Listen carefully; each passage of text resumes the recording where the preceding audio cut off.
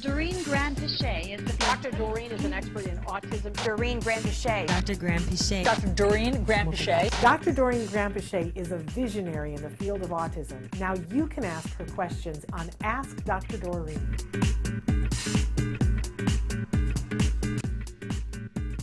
Philip wants to know, how can we convince colleges and universities to teach all of their psychology and education students about autism, autistic civil rights, and the various ways we may differ from neurotypicals? It's a great question. It's it's a very, very good question. I think it's just starting now from the parent, and it's still horrible. You're absolutely right. Like, you know, as I said, all three of my kids have finished university.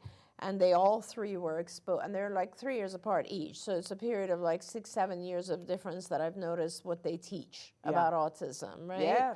So things have changed a little bit, but I will say even my youngest, who's 21, all my kids obviously know a lot about autism. They've all kind of worked for us, interned with me, learned their whole lives, met a ton of my kids, were play dates themselves. They know a lot about autism. And they are often coming to me and kind of mocking what is being taught in the universities. And they're like, can you believe this stuff is still being taught?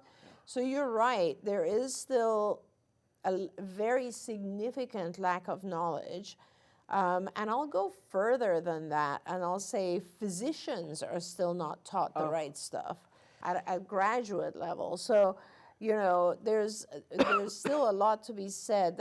I don't know what the answer is. I'm actually not sure how you get universities to improve what they're teaching, but I will say, you just got me fired up about something, because I'm on the advisory board for the Department of Psychology at UCLA, and let me tell you, we have, I don't know, thousands of students coming in at UCLA every year, and I'm going to make it a point to give the psychology department and education the appropriate material about autism, and I'm going to talk to the department about making sure that every psychology and education student coming into UCLA, which is, by the way, the largest psych department in the country of all universities, and also the #1 department in terms of quality. So I'll make sure that at least at UCLA there's appropriate education. I don't know how you make a change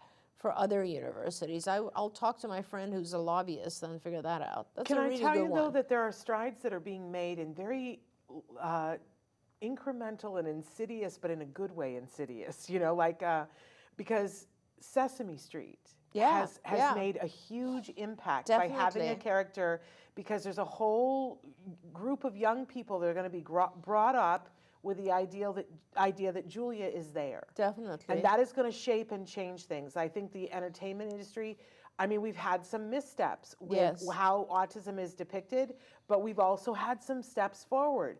And we've had a lot of things happen with self-advocates, and I get nervous when people go, well, these self-advocates, and they're telling the parents that they have to shut up, and I'm always like, let's be careful here. Like, we have fought so hard for them to be able to have their voice. Let's not do anything to squelch it. Yeah. We don't have to agree with everything that everybody says in any section of the world. So, but I think that they're making an impact. Yeah. And there are more kids on campus that are sitting in the chairs when they're teaching it that will raise their hand and go, excuse me, I have a sister, or I am on the spectrum. Yeah. And I think that just more and more of that is going to happen. And I'll tell you the other place that we're seeing it, that people don't even realize that we're seeing it, video games. Yeah. There are characters in video games that are on the spectrum. You know why? Because they're made by creators who are on the spectrum. Of course. And if you think that that is not making an impact on the next generation, I think we need to look again. Yeah, yeah. It's kind of amazing. It absolutely is. And I think there's definitely a change. There's no question, as I'm seeing it more and more. Sesame Street was a big one. You're absolutely right. But I think, or at least the way I took the question, there's kind of two sides to it. One is just the appropriate knowledge right? It's the Yes. same issue I have with BCBAs, right? Yeah. And the fact that in all the BCBA trainings, board certified behavior analyst trainings, the people who supervise ABA programs, there's not a lot of emphasis on how you diagnose autism or what are the core symptoms of autism. You rarely, most programs don't even give you that. So I don't know how you supervise a program without knowing what the core symptoms of autism are. You know, that's, to me, seems like a big vacuum, like a big space that we need to fill, which is education about diagnosis for individuals who are BCBAs. But and then also education about various treatments for physicians, right? Why do we only have one group of physicians, the functional medicine doctors, who are very knowledgeable and know so much about the impact of diet and toxins in our environment, whereas pediatricians don't? And they should, you know, and that's another area that's lacking. And of course, as I was interpreting, kind of just all students in general in psychology and so on. But, you know, the question was such a great question. It has that other side, which is whenever any of us are in a position to teach, we should not just be talking about the symptoms or the known treatments. We should also be talking about those things that acceptance and what the individuals themselves want. Their civil rights. Their rights, rights and their requests of society.